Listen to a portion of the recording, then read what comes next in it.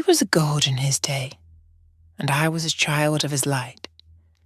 I remember his bleached eyes, their lamplight driven to burn deep in drawn remembrance, and I remember nights of walk profusion, the shrill whisper of white wisdom broken in off patterns, the crush of his bald bark, brained in the upguess of its mordant invention.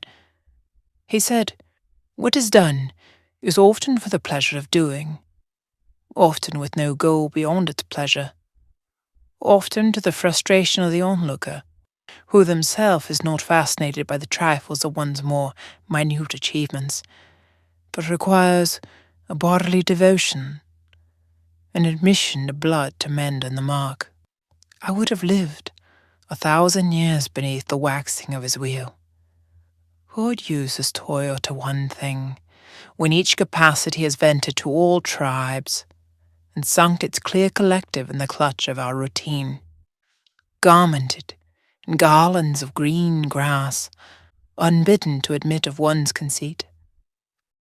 Most mortalities rely on the congress of small moves, aligned by duty, deeming each to each revision a shadow of minutest part. At their height, his reliefs were perused and studied. They were fanned and fawned over as paeans to our own divinity, and together they congealed an aspect to uncoin from rapture the exotica of distant lands. Hardly a scare in the wild would fold from the vision his hard heart had writhen into the core of the mountain. Hardly a face would fail free from the shock of its cure.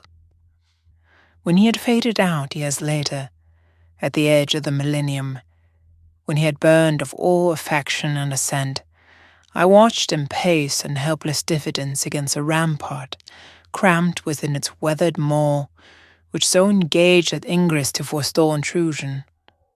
His eyes, whose fire had flared out, now guttered in blades of impossible light. Who from his fast companions could amend his fix, and slip a first pretension to appeal his fall?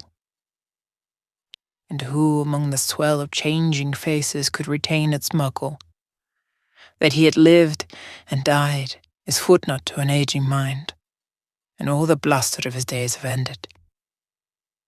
What grace is there to shape us from its queer exemption, and not a light and virtue of a new apocalypse?